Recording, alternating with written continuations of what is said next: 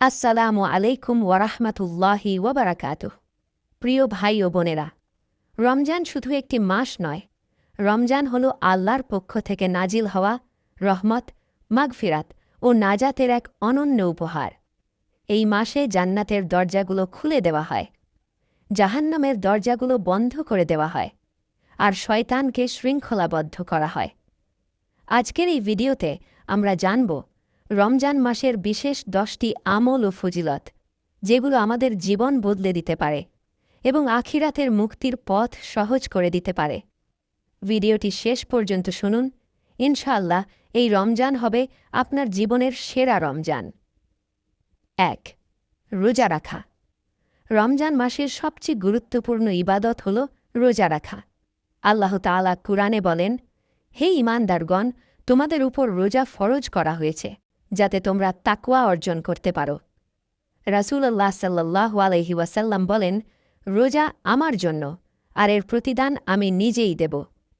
রোজা শুধু খাওয়া দাওয়া থেকে বিরত থাকার নাম নয়। রোজা হল চোখকে হারাম থেকে বাঁচানো, জিহ্বাকে মিথ্যা থেকে রক্ষা করা, আর অন্তরকে গুনাহ থেকে পবিত্র করা। 2. 5 ওয়াক্ত নামাজ। প্রিয় ভাই ও বোনেরা, নামাজ হল দ্বীনের খুঁটি। অনেকে রোজা রাখেন কিন্তু নামাজে অবহেলা করেন। মনে রাখবেন, নামাজ ছাড়া রোজা পূর্ণতা পায় না। রমজান মাসে প্রতিটি ফরজ নামাজের সওয়াব অন্য সময়ের তুলনায় বহু গুণ বেশি। এই মাসে নামাজকে জীবনের প্রধান অংশ বানিয়ে নিন। 3. তারাবির নামাজ। তারাবির নামাজ হল রমজানের বিশেষ উপহার। রাসূলুল্লাহ সাল্লাল্লাহু আলাইহি ওয়াসাল্লাম বলেন, যে ব্যক্তি ঈমান ও সওয়াবের আশায় তারাবি আদায় করে, তার পূর্বের সব গুনাহ ক্ষমা করে দেওয়া হয়। তারাবির প্রতিটি রাকাতে আমাদের অন্তর আল্লাহর নূরে ভরে যায়, আর কুরআনের সাথে আমাদের সম্পর্ক আরও গভীর হয়। 4. কুরআন তিলাওয়াত। রমজান হল কুরআন নাজিলের মাস। এই মাসে চেষ্টা করুন প্রতিদিন কুরআন তিলাওয়াত করার। একটি হরফে 10টি নেকি, আর রমজানে এই নেকি আরও বহু গুণে বৃদ্ধি পায়। পুরো কুরআন খতম করতে না পারলেও নিয়মিত তিলাওয়াত কখনও ছেড়ে দেবেন না। 5. দোয়া করা। রমজান হল দোয়া কবুলের সুবর্ণ সময়। রাসূল সাল্লাল্লাহু আলাইহি ওয়াসাল্লাম বলেছেন, রোজাদারের দোয়া ইফতারের আগে ফিরিয়ে দেওয়া হয় না। ইফতারের আগের কয়েকটি মুহূর্ত, এই সময়গুলো দোয়ায় কাটান। নিজের জন্য, পরিবারের জন্য এবং সমগ্র মুসলিম উম্মার জন্য দোয়া করুন। 6. জিকির ও ইস্তেগফার। রমজান মাসে জিকির করা অত্যন্ত সহজ, কিন্তু এর সওয়াব অত্যন্ত বড়।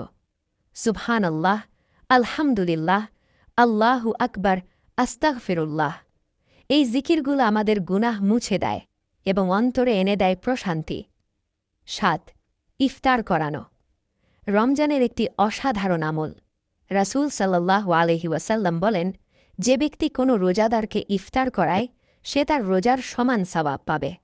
মনে রাখবেন, একটি খেজুর কিংবা 1 গ্লাস পানিও এই সওয়াব পাওয়ার জন্য যথেষ্ট। 8. দান ও সাদকা। রমজান হল দানের মাস।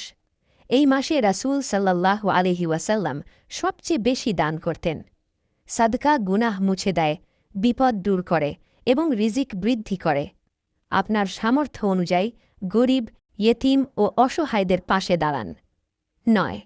তাকওয়া ও আত্মসংযম। রমজানের মূল উদ্দেশ্য হল তাকওয়া অর্জন। মিথ্যা, গালি, হিংসা, অহংকার এসব থেকে নিজেকে দূরে রাখুন। রমজান যেন আমাদের চরিত্র পরিবর্তনের মাস হয়, শুধু অভ্যাস পরিবর্তনের নয়। 10. লাইলাতুল কদর। রমজানের সবচেয়ে মূল্যবান রাত হল লাইলাতুল কদর। এই একটি রাত হাজার মাসের ইবাদতের চেয়েও উত্তম। শেষ দশকের বিজোড় রাতগুলোতে এই রাতের সন্ধান করুন। এই দোয়াটি বেশি বেশি পড়ুন। আল্লাহুম্মা ইন্নাকা আফুউন তুহিব্বুল আফওয়া ফাআফু আন্নি। প্রিয় ভাই ও বোনেরা, রমজান বারবার আসে না। হয়তো এই রমজানই আমাদের জীবনের শেষ রমজান। তাই আসুন এই মাসটিকে আল্লাহর দিকে ফিরে আসার একটা নতুন সুযোগ হিসেবে গ্রহণ করি। ভিডিওটি ভালো লাগলে লাইক দিন, চ্যানেলটি সাবস্ক্রাইব করুন এবং বেল আইকনে ক্লিক করতে ভুলবেন না। আল্লাহ তাআলা আমাদের সবাইকে রমজানের পূর্ণ ফজিলত অর্জনের তৌফিক দান করুন। আমিন।